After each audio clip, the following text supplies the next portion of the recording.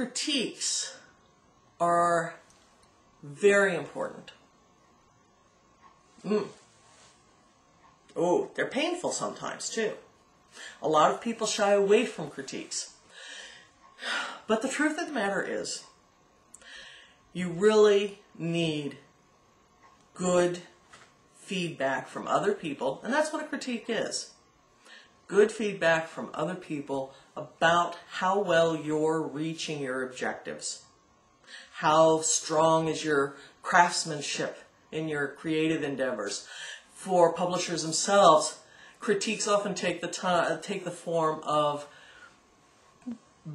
the quarterly report. How successful am I being as a publisher through my sales and through my marketing? Again, critiquing, though, is so important in order for us to get an objective viewpoint. Writers and publishers often come to loggerheads here. It is very hard for writers to have an editor critique their work. It can also be hard for an editor actually to do the critique. A lot of times we wish to help or to encourage, and sometimes we forget to be objective in our feedback back to a writer. It is important, especially for the writers, to seek good critiques, preferably throughout the process of creation.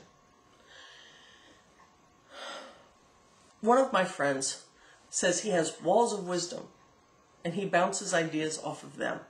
These walls of wisdom are people he respects.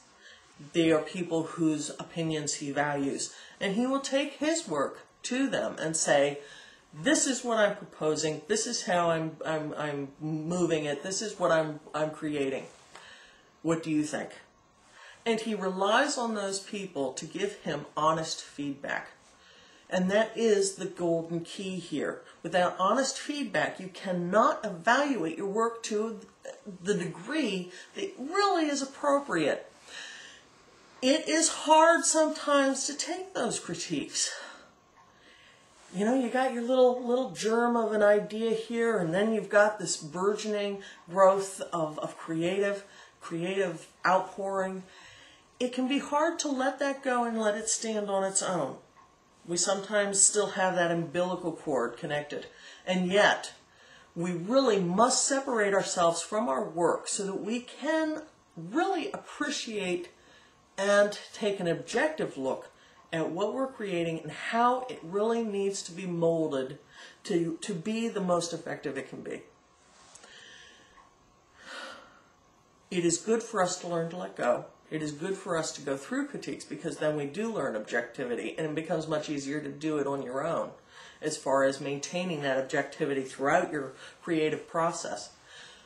But it is also very, very important to realize that when you have a critique given to you, when you have that honest feedback, there should be those things to encourage you, but also really do listen to those areas that you need to improve.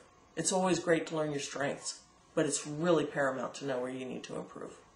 So when an editor comes to you and says, this has to change, let me tell you, my own bugaboo is point of view. I have a horrible time with point of view. It is something I have to work at all the time. And it has been something that I have so valued having the feedback, because without that feedback, I would never have known it. The same is true for you. It may hurt to say, oh, I'm not doing as well here as I expected I would, or as well as I wish I would. But without that feedback to let us know where we're making those mistakes and where we need to make the changes, we can't improve. It is a growth process. Improvement is always the name of the game, no matter where you are on the spectrum. Value the critiques. Look for critiques. Ask for critiques. Till next time.